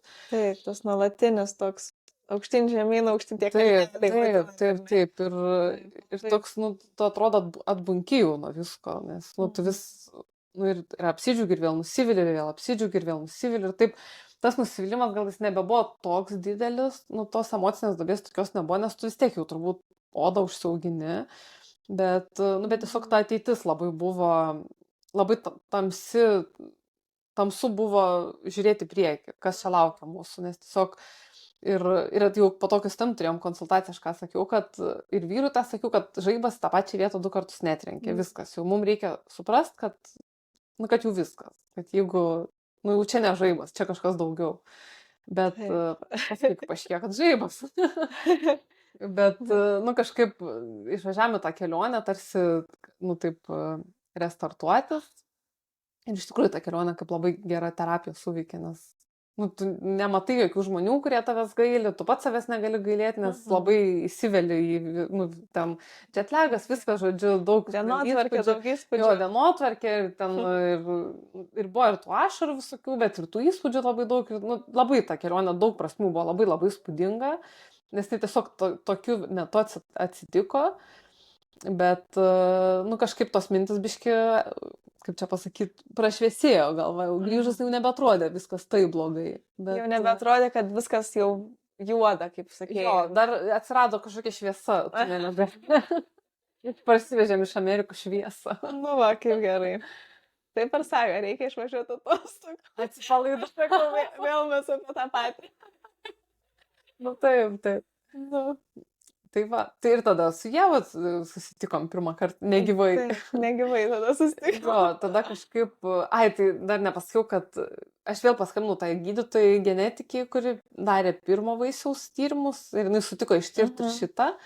Ir buvo nustatyta 16 chromosomos monosomija. Tai vėl atsitiktinė chromosominė patologija, žodžiu. Kad kaip ir kariotipai mūsų geri, viskas gerai, bet vėl atsitiko va taip. Vėl užsilaikė. Gamta iškrėtė pokštą. Neatsiskyrė, dabar jau viena chromosoma daugiau. Praeitą kartą vienos trūko, dabar jau viena daugiau. Taip, aš blogai gal pasakiau, trisomija, ne monosomija. Tai dabar trisomija buvo. Taip, man atrodo, taip ir pasakė, arba aš gal jau automatiškai girdėjau. Jau čia detalės. Tai va, tai ir tada mes, dabar bandau chronologiją atsimti. Tada Santariškėse buvo konsiliumas dėl to, žodžiu, kadangi 2 persileidimai dėl genetinių priežasčių, tai mes tokį turėjom šansą, galim pasakyti, pasinaudoti preimplantacinę diagnostiką, kad prieš, žodžiu, daryti IVF ir ištirti embrionus prieš implantuojant. Taip, čia genetinis tyrimas jo embrionų irgi pažiūri tas chromosomas būtent prieš perkeliant embrioną. Taip, ar tas embrionas visas chromosomas turi, ar vėl kažkokios per daug ar per mažai. Taip, nes tarsi, kad jau čia 2 kartus taip atsitiko, tai gal apsisaugant nuo to, jau dar prieš nėštumą pasižiūrėti. Ir įvyko konsiliumas, bet konsiliumas nusprendė, kad mums nepriklauso šitas dalykas, ir kaip ir logiška iš tikrųjų, nes mums viskas gerai, ir kad tai yra atsitiktinumas, ne kažkokia tendencija. Tai tikrai pasitaiko, nors ir, kad ir kaip skaudu, kad čia porą kartų iš eilės, bet taip yra, kaip ir su tais kamaliukais, kad yra. Taip. Tai va ir norėjau tas kamaliukus sakyti, nes tada kažkaip ir Lietuva, dar buvo problema, kad Lietuvoje net ir mokamai to tyrimo nebuvo galima nusipirkti. Tiesiog nėra galimybės Lietuvoje nusipirkti to tyrimo. Taip, nedar Lietuvoje, kadangi galėtum savo lėšom. Jo. Ir ten labai tada kaip tik keitėsi kažkaip ten reagentų tiekėjas, kad labai neaiškiai ir ateitis buvo, ar bus galima nusipirkti tą tyrimą, nu, ar galima mokamai pasidaryti. Ir tokios irgi nežinomybės atsirado. Ir aš kažkaip sugalvau tada su tavim dar pasikonsultuoti, nu, tam pasitariam su vyru, nu, kad jau, kad dar vieną nuomonę išgirst. Ir man labai labai įstrigo tavo tie žodžiai, kad ir aš tada ir tau, man atrodo, apie tą žaibą pasakiau, nu, kad čia žaibas trenkia 2 kartus ir tu sakai, čia ne žaibas, kad tiesiog mes turim 3 kamoliukus loterijos ir vienas iš jų yra negeras, 2 geri ir mes kiekvieną kartą traukiam. Ir mes tiesiog ištraukėm vieną kartą negerą, bet po to jis vėl grįžo į indą ir mes antrą kartą ištraukėm. Ir kažkaip man va ta tavo, nu, toks sugretinimas labai, nu, taip, įjungia vėl tą racionalų tokį protą ir tą požiūrį, kad, nu, tiesiog, kad, nu, gal iš tikrųjų tiesiog nepasisekė. Nu, kad tai yra daug daugiau negu žaibas. Ta prasme, ta tikimybė, nu, yra, nu, tikrai didelė ir kiekvieną kartą. Kad pavyks yra iš tikrųjų tikimybė. Taip. Ir kad, nu, kaip mes jau kalbėjom su tavim, kad prieš kiekvieną naują nėštumą ta tikimybė yra lygiai tokia pat. Ta prasme, jinai nei sumuojas, nei kažkaip didėja, nei mažėja. Taip, vis atsinaujina vėl. Taip. Kaip monetą metant, nu, mes niekada nežinom, ar tą išmėsim. Visą laiką 50-50. Nepriklausomai nuo to, kas iškrito. Čia, aišku, kitokia, ta ne 50-50, tokia tikimybė, bet čia tiesiog irgi jos. Taip. Ir, nu, ir kažkaip, tada ir tas laikas turbūt gydė, bet ir, nu, ir tos nuomonės, tokios aplinkinės, patikimos, sakykime, ne kad pasigūglinint, bet normaliai turiu konsultacijas su to išmanančiu žmogum ir, nu, tokios sutikė vilties, kad, nu, gal vis dėlto ir gali pavykti. Bet mes tada nusprendėm vis tiek gal turėti galimybę, nu, apsvarstyti tą galimybę darytis preimplantacinę diagnostiką, bet mes susiradom Latvijoje gydytoją, kur, nu, galima nusipirkti tą dalyką, žodžiu, nes, nu, Lietuvoje kaip jau negalima, tai pabandom gal nuvažiuoti Rygą. Mes tada turėjom nuotolinę konsultaciją pirmą ir ta gydytoja kažkaip, kad aš atsimenu, papasakau, kad mes ir su tam turėjom konsultaciją ir dar ten keli gydytojai mus konsultavo. Ir atsimenu, mes su tavim buvom pakalbėję, kad, nu, gal mums tiesiog toliau bandyti tą patį, nes, nu, gal mums pavyks tą gerą kamoliuką ištraukti.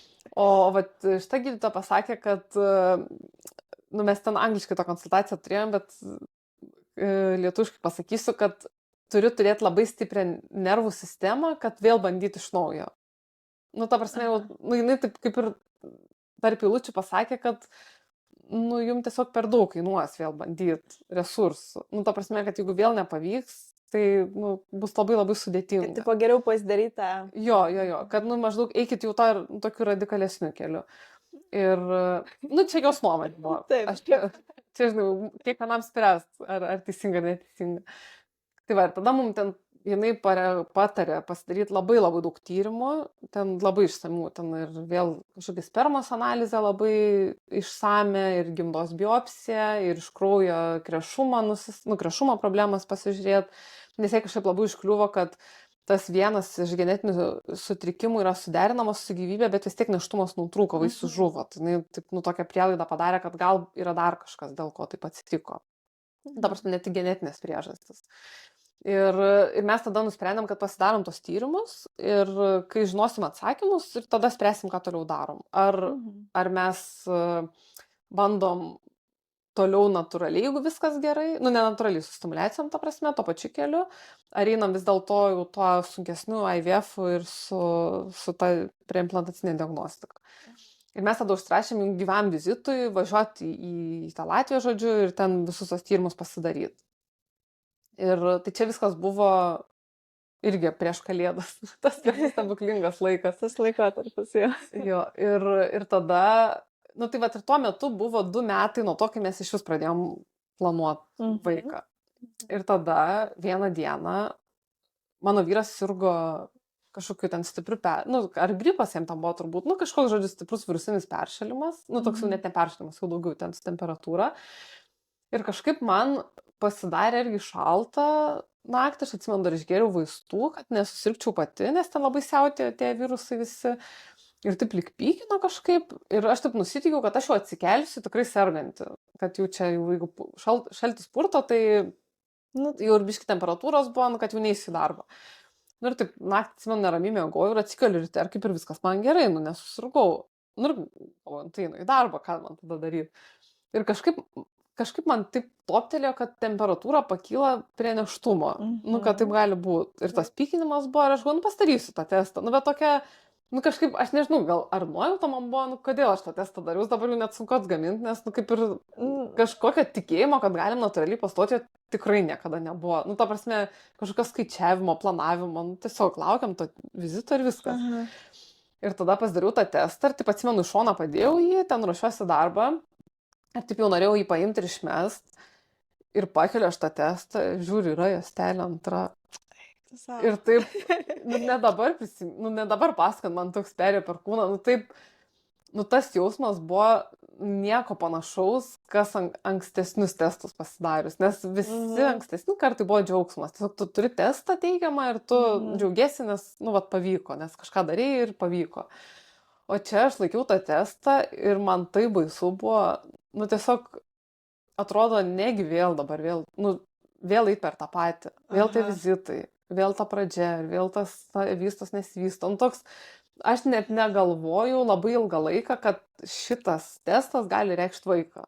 Man labai negreit atėjo supratimas, kad jau čia bus vaikas. Man tiesiog atrodė, kad tai bus dar vienam tokia ketvirtas iš eilės už nervų. Jo, čia taip, nu, eini pas gydytoją, jeigu vystos, tai tu džiaugies, bet tada vėl tu bijai ir vėl tas vizitas ir vėl viskas iš naujo. Nu, ir toks, nu, tiesiog to džiaugsmo kažkiek buvo, bet, nu, turbūt baimės buvo daug daugiau. Ir tada atsimenu, paskambinau vyrui, sakau, parveš testų dar. Ir tada ten pasikartojom, aišku, tas testus ir, nu, jie vėl buvo teigiami ir mes abu žiūrim į juos, galvom, ką čia toliau daryti. Bet, nu ką daryti, nu, tai, nu, nieko kaip tą patį, nu, jau, nieko tu čia daug nepridarysi. Tai va, ir tada užsirašėm pas gydytoją, niekam, iš visų niekam nesakėm. Nu, išskyrus sesiją, aišku. Bet čia... Tai va, bet, nu, tai užsirašėm, žodžiu, laukiam to pirmo vizito ir atsimenu, man tą savaitę, tada aš ir avariją padariau ir palikau mašiną ten be rankinio, nurėdėjau, nu, ten, žodžiu, man ten košė galvoju buvo. Čia nuo tos žinios išsivažiuoju. Nuo tos, jo, nu, tiesiog turbūt ir hormonai kažkiek veikia, taip, bet, nu, ta baimė, tas nerimas, kad kas čia vyksta su to mano kūną, aš taip ir labai stebėjau save, ar man atsiranda kažkokie simptomai, ar aš čia kraujuoju, nes atrodo, tu kasdien lauki, kad kažkas bus negerai tau.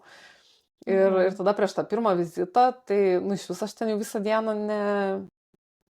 net neatsimenu tos dienos. Nu, ta prasme, ten siaubinga ta diena buvo. Kaip tik ten tarpušventis, šiaip toks įtemptas laikas buvo. Ir niemas pas tą gydytoją ir, nu, tiesiog pamatė, kad gimdo yra nėštumas, ten pagal ciklą, ten gal 3 savaitės atsilieka, bet kadangi policistinis kiaušidės, tai, nu, tas sindromas, tai neaišku, kada jie ovuliavo, tai iš vis negali suprast. Ir, nu, ir vėl, kaip ir prieš tai sakiau, tas vaizdas statinis, ar čia jis jau 2 savaitės toks, ar jis čia augime yra, nes dar, nu, širdies plakimo nesimato. Ir atsimenu, tada išėjom iš gydytojos, tada aš taip paverkiau gerai kokią valandą grįžus, tiesiog nuleidau visas emocijas, nu ir ką, laukiam kito vizito, tiesiog toj pačioj baimėj gyvenam ir viskas. Nu taip, tiesiog susitaikiau, kad kol bus atomazga, tai reiškia, arba įvyks kažkoks tai ta prasme, arba vyks persileidimas, arba sulauksim galų gale ten jau to saugaus 12 savaičių, nu, kaip atrodė tada, kad čia kažkoks išganimas. Tai tol mes būsim tokioj būsenoje, kai, nu, nuolatiniai tokioj baimiai. Ir, nu, ir iš tikrųjų, tas laikas buvo, nu, žiauriai lėtai laikas ėjo ir viskas sustojo ir ta savijauta tokia, nu, sunki labai man buvo, atsimenu, taip šalta ir taip pykina. Ir tu net bijai džiaugtis, ir atrodo kaip ir kažkur aš po to perskaičiau, kad kaip tik reikia džiaugtis, nes tau reikia prikaupti resursą, jeigu tau bus blogai, tai kad tu būtum bent pasidžiaugęs tuo, nu, kad tu turėtum iš ko liūdėti paskui. Lengva pasakyti. Nu, jo, nu, čia taip labai teoriškai viskas, bet, nu, nepavyko to džiaugsmo, nes net nebuvo su kuo džiaugtis, nes mes taip bijom, kad mes iš vis niekam nesakėm ir dar reikėjo vaidint, kad tau čia tipo nebloga. Atsimenu, aš ten niekur nebevažiavau, nei ten pas tėvus, kažkur visą laiką namie sėdėjau, kad niekas manęs nematytų, kad man, nu, nes ašgi ten einu miegoti 9 valandą, kad čia niekas nesuprastų nieko. Ir tada, nu, ir tai būdavo, kas 2 savaitės tie vizitai, tai mes einam pas gydytoją, tai aš tą naktį nemiegu, tada nueini, ten drebančiam rankom atsisėdin, pažiūri gerai auga, nu, tai nusiramini kokiam 2 dienom ir tada vėl iš naujo. Ir kai jau galų gale buvo tas 12 savaitės vizitas, Tai ryte atsikėlėm su vyru ir sako, ir man toks lyg peršalimas biški buvo, ir sako, vyras, tai einam pas gydytoją. Ir sakau, nu einam, nu, nes aš galvoju, gal čia dėl to mano peršalimo, bet sakau, nu taigi man čia nieko labai rimto nėra, einam. Ir jis sako, bet aš tai jau naktį buvau porą kartų. Man tai būdavo, kad tiesiog sapnuoju tos vizitus, kad tau pasako, atsimenu, susapnavau lyti vaiko, nu, ir toks, tu kartais sapnuoji geras išeitis, kartais sapnuoji blogas išeitis, bet, nu, tu visą laiką vis tiek Visą laiką galvoji, yra. apie tai sukasi, jo, ir, nu, toks, ir tu labai racionaliai mastai ir bandai save nuraminti, kad tu, nu, čia nieko tu nepribijosi, jau vis tiek yra, nu, yra kaip yra, jau, ar ten yra kažkokia patologija, ar nėra, jau tu to nepakeisi. Tiesiog tu tai laikui bėgant sužinosi kažką apie tą vaiką. Bet tu jau nepakeisi to, kaip yra. Nu, tu, aišku, ten nustengiasi sveikai valgyti, ten sveikai elgtis, jaustis, bet nu, vis tiek ta emocinė patirtis, tai kas buvo, nu, ją nutildyti yra, nu, žiauriai sunku. Neįmanoma nutildyti. Nu, tu labai turi zen būt, kad tu ten galėtum ramiai tiesiog džiaugtis neštumu. Ir tas racionalizavimas, nu, kaip ir taip, gal ir padeda, bet jis, nu, neišgydo, jis nepakeičia tų jausmų vis tiek. Taip. Jeigu buvo ta tokia patirtis, tai kartais, ir aš pati iš savo, sakykime, mane patirties žinau, kad kartais atrodo lyg ir išoriškai gal ir lengviau, jeigu susidėlioji tą, nu, čia taip ir taip, čia viskas gerai, čia nieko nepakeisi, bet vis tiek yra ta baimė. Nu, baimė nėra racionalus dalykas, niekada nebus. Taip. Tiesiog, nu, kartais gal kaip tik reikia tą racionalumą užtildyti ir pajaustas. Tiesiog gyvent toj baimė ir viskas. Nu, nes... Jo, mes bijom tų emocijų kartais, tikrai. Taip, nes vis tiek, nu, tu, nu, kad ir kaip tos, nu, tikrai tos dienos labai ilgos atrodė ir tos 2 savaitės amžinybė trukdavo, nu, tarp tų vizitų, bet, nu, tu vis tiek žinai, kad, nu, praeis tos 2 savaitės, nu, jis ilgos, bet jos vis tiek praeis. Ir jos praėjo, iš tikrųjų, beveik metų praėjo nuo to laiko. Bet... Ir kai praėjo 12 savaičių, tai kaip tada buvo? Jo, tai tada, kai jau buvo tas 12 savaitės vizitas, tai tada kažkaip atsimenu, nu, ten irgi ekraniuke matėm viską, ten rodo, va, čia širdutė plaka, nu, ir ten vis gydytoja eina per tos organų sistemas visas, nu, ten pagal tą lentelę. Ir mūsų gydytoja tokia labai labai empatiška buvo, nežinojo mūsų istoriją visą, nes mes daug pakeitėme eigoje gydytoją, mes ėmėm pas gydytoją, kuri ir genetikė kartu, kad, nu, jinai viską ten matytų gerai. Ir jinai taip empatiškai kiekvieną dalyką žiūri ir garsiai šneka apie viską, nes ta login labai baisi yra gydytojo kabinete. Ir jinai sako, čia gerai, čia inkstai gerai, čia širdis gerai, ten smegenis gerai. Ir taip visą atsileidžia. Ir atsimenu, tada ją iškvietė kažkur. Ir mums užfrizino vaizdą ekrane ir nuliko tas vaikutis ekrane, mes tiesiog su vyru laukiam, kol jinai grįš ir žiūrim tą ekraną, ašaras rieda. Ir toks, nu, pradėjo ateiti palengvėjimas, bet tik pradėjo dar. Jisai tikrai nebuvo taip, kad, nu, va taip ir viskas, bet po truputį supratom, kad nu, mes laukiamės, kad, nu, yra tas vaikas ir jam jis auga, jis vystos ir jam viskas gerai. Ir jau 12 savaičių Ir jau 12 savaičių. Pažįstamas tas vaizdas, nu, ta prasme, žmogų panašus. Taip, jau primena tikrai kažką, nes jau lyti mums tada pasakė. Aha, nu, aš žadėjau klausti, ar lyti? Jo, tada pasakė lyti ir jau, aišku, ta lytis tai mums ten jau buvo, nu, kaip įdomu sužinoti, bet jau po tiek laiko, tai kaip ir ten kažkokių, nu, nebeatneši kažkokių, jo, ten nusivylimų kažkokių. Ir tada, nu, mes jau nusprendę buvom, kad pasakysim tėvam, tai tada pasidalinom tą naujieną su šeimom. Tai aišku, ten, nu, žiauriai daug džiaugsmo buvo, nes buvo labai netikėtumo faktorius didelis visiems, nes vis tiek žinojo, kad, nes aš ten mamai ir meluot turėjau, kad mes čia važiuosim į Rygą, tada pamelavau, kad susirgo gydytoja ir perkelė vizitą, nes mes atšaukėm ten tą vizitą. Nes jis turėjo būti iki 12 savaičių pagal tą visą laiką, tai aš pamelavau, kad mums perkelė ir tada, nu, ir jinai taip ir galvojo, kad mes čia tiesiog labai nelaimingi, laukiam to vizito ir atsimenu, aš mamai rodau nuotrauką ten to žmogiuko, sakau, va čia tavo anūkas, kaip, koks anūkas, sako, kur jis yra, sako, mano pilve, eik, negali patikėti. Bet suprantam, aš irgi ilgai negalėjau patikėti. Tai va, tai... Nu, ir tada kažkaip pradėjom jau kintis tą mintį, kad, nu, kad visgi pavyko mums, kad sulaukėm to kalėdinio stebuklo. Nu, ir iš tikrųjų, nu, taip išklausys visą tą istoriją, nu, tikrai toks stebuklas buvo tas. Nu, tas neštumas. kalėdinis stebuklas. Jo, nes, nu, be didelių pastangų tiesiog, nu, vat, atėjo jis ir Ir pasiliko. pasiliko. Ir pasiliko. Ir tas buvo irgi čia ta tokia tema, neštumas po nevaisingumo, neštumas ten po netekčių prieš tai buvusių ir kaip supratau, kad buvo labai sunku, nu, bent jau pradžia ir kaip per visą tą neštumą gan sunku visgi buvo taip ramiai laukti. Arba bent jau net neaišku gal, kaip čia taip ramiai laukti, ar ne? Taip. Nu, aš nežinau, turbūt iki 12 savaitės tai visos moteris neramiai laukia. Nu, vis tiek tu žinai tą statistiką, nu, kad ir kaip ten būtų. Taip. Tu ten iš pirmojo bandymo pastoji ar ne. Tai to neramumo vis tiek yra. Nu, bet aišku, mūsų atveju tai ramybės buvo labai mažai. Turbūt, nu, kaip sakau, ten pirmas 2 dienas po vizito maksimum. Kai tu pasako, kad va, šiandien yra gerai, nu, tu kažkuriam laikui nusiramini. Bet tada ties tą 12 savaitę, tai, nu, tikrai šviesėjo dienos, nes ir savijauta, aišku, gerėjo. Bet ties kiekvienų vizitų vis mažiau baimės buvo, nes mes ir liftą pasidarėm, kuris, nu, viskas gerai buvo.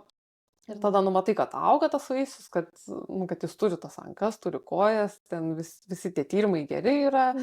Ir šiaip, ir mano savijauta labai gera buvo, paskui, nu, kai baigęs tas pirmas trimestras, aš labai gerai jaučiausi ir tada nu, atėjo tas laikas, kai reikėjo pasakyti ir ten darbe, kad laukėsi, pradėjau matytis.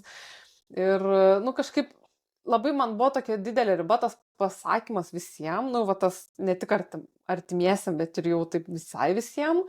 Ir aš taip jaučiau, kad, nu, va, dabar jau jeigu kažkas atsitiktų, tai, nu, tai yra labai vieša. Nu, bet aišku, tu prieini tą tašką, kad tu negali nebesakyti, nu, kvaila, jau ten vaikštai su pilvu ir apsiminti, kad, čia šiaip, nu, čia šiaip man biški negera, ar ten, nu, pučia pilvą. Jo, pučia pilvą, ir ten biški nori susitrumpinti darbo dieną. Tai va, bet aš taip neatsimenu gal ryškiai tos ribos, bet turbūt, va, kai buvo 20 savaitės vėl tas anatominis ultragarsas, tai turbūt tada jau visiškai ramu pasidarė, kad, nu, kad tikrai jau viskas taip gerai. Ir tada iš tikrųjų, va, nu, turbūt apie nėštumą vidurį aš pradėjau labai mėgautis to nėštumą, nes aš labai artimoje aplinkoje turiu mažų vaikų ir aš labai gerai žinojau, kaip tai keičia gyvenimą ir, nu, kaip pasikeičia tavo kasdienybė, kaip tu pradedi nemiegot naktim, kaip tu netenki to poros santykio tokio, koks jis buvo. Ir tada kažkaip man toks įsijungia, kad reikia labai dar pasimėgauti šito laiku ir to nėštumo pasimėgauti, nes tas gyvenimas labai stipriai pasikeis. Ir labai džiugiuosi, nes iš tikrųjų labai labai pavyko tą padaryti, nes tada nuo vidurio nėštumo, tai aš ten skrajojau. Kažkaip mano nėštumas labai lengvas buvo ir gimdymas labai lengvas, aš sakau, gal čia man karma atlygino, nes, nu, tikrai aš puikiai jaučiausi ir kūne gerai jaučiausi ir man nebuvo ten jokių tų bjaurių simptomų, kad ten kažkokios rūgštys kiltų ar net nemiegočiau labai, nu, taip. Mes ir pakeliavom dar besilaukdami, nu, kažkaip labai toks geras laikas buvo. Dabar jau, kai vaikas yra, tai su tokia labai nostalgija prisimeni ir su tokiu džiaugsmu, kad išnaudojamės tą laiką. Nes vasara buvo, nu, tai toks geras laikas, nu, taip pramogauti ir veikti visokias veiklas. Tai va, ir, nu, kažkaip turbūt, nežinau, nu, kaip ir nelabai aš tikiu, nu, ten visokiam antgamtiniam galiam dievui ir panašiai, nu, bet turbūt kaip čia atlygino man už tas skriaudas. Atlygino. Sakykime, kad taip, kaip bebūtų vis tiek. Labai vis tiek gerai, nes, nu, niekada nežinosi, kiekviename etape gali kažkas atsitikti. Vieni lengviau pastoja, bet paskui nėštumas sunkesnis. Taip. Tai čia, aišku, labai, o kartais visą laiką būna sunku ir nėštumas sunkus ir sunku pastoti. Ir vaikas sunkus. Ir vaikas sunkus. Tai va, tokia graži istorija.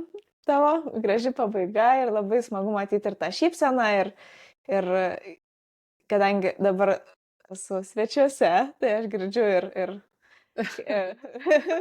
triukšmą, verkimą būtent ar ten džiaugsmą, sakykime, to žmogeliuko ir labai džiaugiuosi už jūs ir labai džiaugiuosi, kad ir aš, nu, kažkiek galėjau prisidėti prie šitos kelionės ir būti jos dalimi, kad mane pakvietėt. Tai vis tiek, nu, yra tas toks labai malonu yra ir susipažinti ir vat pabendrauti, nes aš irgi kaip dalinuosi viešai ir, nu, nežinai, kiek tai iš tikrųjų paliečia, kiek, žinoma, tada, vat, jeigu jau parašo, tada jau gali daugiau sužinoti, kad va čia padėjo ir būtent ir dėl tų istorijų ir dėl viso kito ir dėl ko ir mes čia sėdim ir kalbam, nes, vat, kaip sakėm nuo pradžių, kad tos istorijos nu, tikrai padeda suprasti, kad nesam vieni. Tai aš noriu padėkoti labai tau, kad pasidalinai savo istoriją ir dar paprašyti pasidalinti kažkokiais tai patarimais su būtent tais žmonėm, porom, moterim, kurios dabar yra gal kelionėje vienokioje ir kitokioje link nėštumo, galbūt jaučiasi, galbūt yra po persleidimo ir jaučiasi, vat, kaip tu sakei, irgi apie tą žaibo trenkimą, kad gal dabar taip, gal nelemta. Ir ar yra kažkoks patarimas, kuriuos norėtum perduoti? Tai šiaip, aišku, labai sunku tos patarimus dalinti, nes kiekvienam labai skirtingi metodai veikia. Šiaip tai vis tiek reikia išgyventi tos skaudžius etapus, jas reikia išbūti. Nėra kažkokio stebuklingo recepto, kaip, kad tau kuo lengviau praeitų viskas.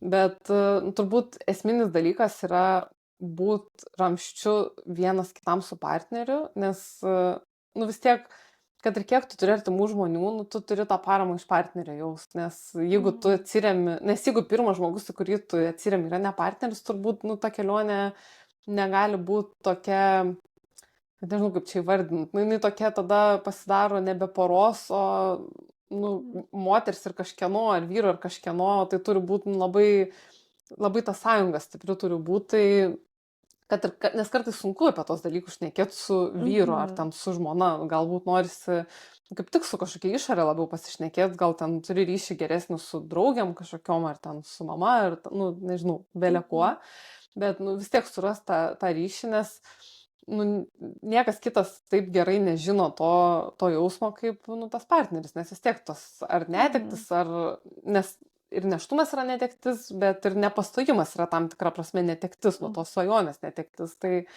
jūs viduj geriausiai tą suprantat ir jaučiat vienas kitą. O ir kitas dalykas, tai, ką aš per terapiją labai išsigryninau ir man šiaip labai dėl to padėjo terapija, kad tas nevaisingumas, kai tu keliauji tą kelionę, ypač jeigu tu daraisi kažkokias procedūras, ne tai, kad bandai ir lauki pastot, bet jeigu tu eini į kliniką, tie vizitai yra, tai labai įsijauti tą vaisingumą. Viskas, visą gyvenimą tu pradedi dėlioti apie tos vizitus. Jeigu čia yra stimuliacija, tai po 2 savaičių vėl reiks eiti pas gydytoją, tai čia reikia kažkur neišvažiuoti, nes gali būti inseminacija. Taip, tu vis tiek turi derinti viską ir labai lengva, kad viskas pradėtų suktis tik apie tai, kad man vienu metu tikrai buvo, kad visas gyvenimas pasidaro apie tai ir sunku ir kitais dalykais džiaugtis, tada atrodo tu sudedi viltis ir tau nepavyksta, ir tada žiauriai didelis nusivylimas, nes kiti dalykai tau nebekompensuoja to nusivylimo. Ir kažkaip lengva pamest tą foną visą, o gyvenime yra labai daug dalykų, be vaikų, be vaisingumo, be nėštumo, tai kažkaip surast jėgų, ne tik kad jėgų, bet surast tų dalykų, kurie tau padėtų džiaugtis gyvenimu, nes jis vis tiek eina. Ar ta kelionė trunka tau metus, ar 2, ar dar daugiau, ar ten kelis mėnesius, šalia yra gyvenimas. Ir tu negali paimti ir švaistyti jo tik nevaisingumui, nes pažiūrėjus atgal, kai ta kelionė pasibaigs, jeigu jinai pasibaigs sėkmingai, tai vis tiek tas vaiko susilaukimas yra žiauriai didelis lūžis gyvenime, vienaip ar kitaip. Tai labai labai stiprus pasikeitimas. Ir tu vis tiek grįžiosies atgal ir gėdėsi kažkuria prasme to savo seno gyvenimo turint vaiką. Ir jeigu tu būsi jį išvaistęs tik to vaiko susilaukimui ir tam tokiam,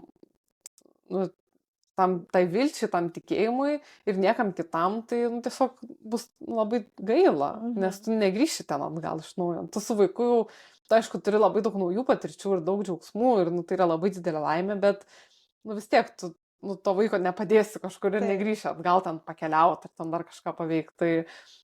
Tai tiesiog stengtis išnaudoti ir tai, kad dar tų vaikų nėra. Čia labai kvailai skamba turbūt, nes jeigu man gerai sakydavo, man labai kvailai skambėdavo, bet dabar jau noriu tą pasakyti iš tikrųjų, nes taip labai sunki yra ta kelionė, tikrai neapsakomai sunki ir kol tu nepatyręs jos ir kai tu nepatiri jos, jau dabar aš atrodo nebesuprantu, ką tai reiškia, bet vis tiek yra ir daugiau dalykų gyvenime ir jos reikia surasti. Arba paprašyti kažko padėti surasti, jeigu nesigauna surasti. Nu, ir ten va terapija kokia. Labai iš tikrųjų geros tos įžvalgos, sakykime, ir ta vis tiek patirtis čia tavo ir aš, nes labai dažnai taip ir būna, ar ne, kad tada vien tik tais, ai ne, dar dabar darbą jau noriu keisti, bet darbo nekeisiu, Taip, čia noriu keliauti, ai ne, nekeliaukim, atidėkim, tai va, nereikia atidėti savo kito gyvenimo, kad vien tik gyvenimas nesusuktų vien tik tais apie tą gydymą kažkokį.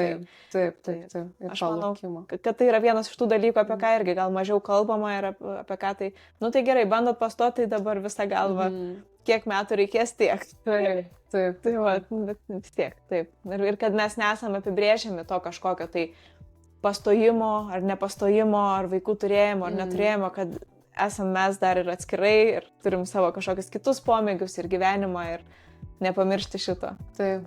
Tai labai ačiū tau už patarimus, pasidalinimą visą ir linkiu, kad toliau augtų stipri šeimyna ir daugiau tų balsų girdėtus, man labai smagu ir labai džiaugiuosi, kad susipažinom ir realiai. Jo, ir gyvai pavyko susitikti. Taip, labai smagu. Ir tada ačiū visiems, kas žiūrėjot. Jeigu pažiūrėjote iki galo, nepamirškit paspausti like, subscribinkit šitą kanalą, prenumeruokit ir dalinkite savo istorijom, jeigu norit, kreipkitės ir mes suteiksim šitą galimybę taip pat. Ačiū tau, Ieva, kad tu kuri visą šitą turinį. Padedi labai daugam, tikrai. Labai dėl to džiaugiuosi.